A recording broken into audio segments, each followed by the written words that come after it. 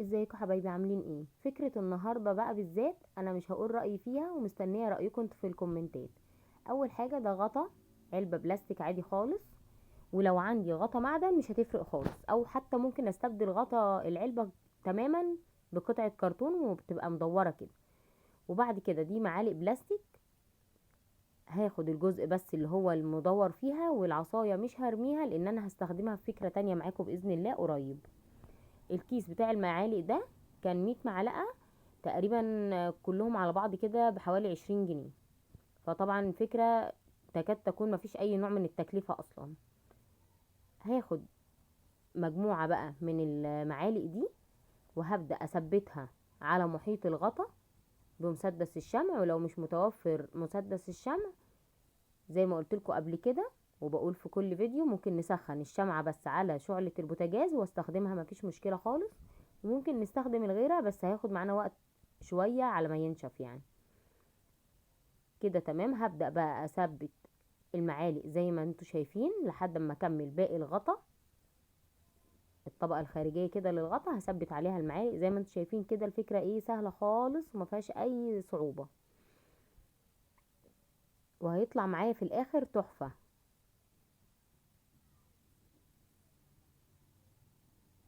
هبدأ كده اثبت بس ايدي على المعلقة لحد ما تلزق والشمع ينشف بحيث ان هي تبقى ثابتة معايا اكتر.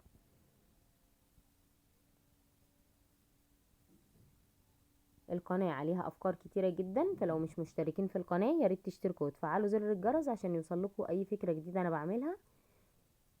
ولو في فكرة ما لقيتوهاش عندي ممكن تكتبولي في الكومنتات وانا هعمل لكم بيها فيديو بإذن الله.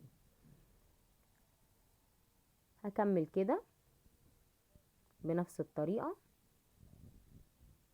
وما بين كل معلقتين هحط معلقة في النص ما بينهم.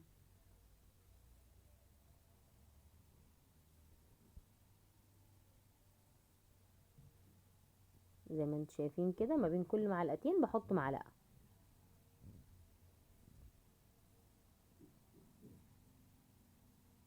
وهكمل الصف التاني بنفس الطريقة كده.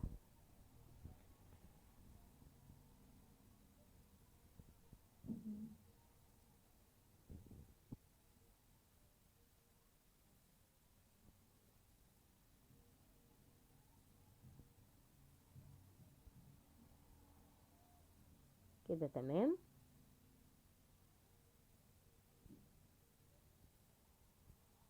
فاضل اخر معلقة هحطها، وبعد كده تعالوا نشوفوا الخطوة اللي بعدها هتكون ايه.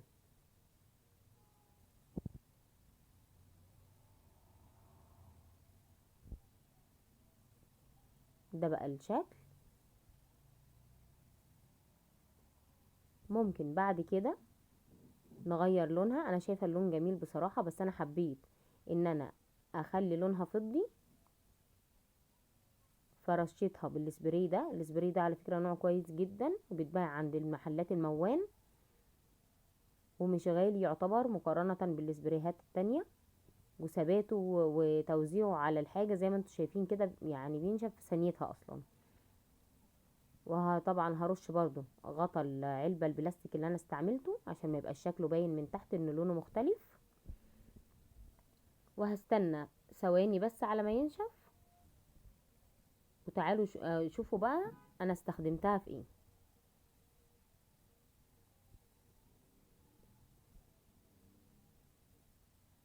بصوا شكلها اصلا. طبعا انا مستنية رأيكم في الكومنتات.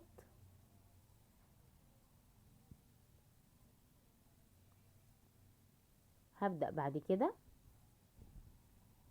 اجيب الشمعة دي، وممكن شمعة الكترونية بس دي بصراحة لايقة على على الشكل اكتر بكتير، وهي كانت عندي اصلا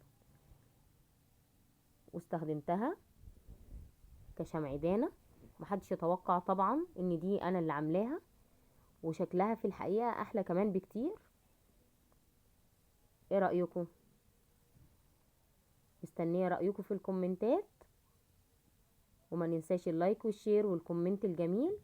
واستنوني في فيديو جديد وفكرة جديدة. باي باي.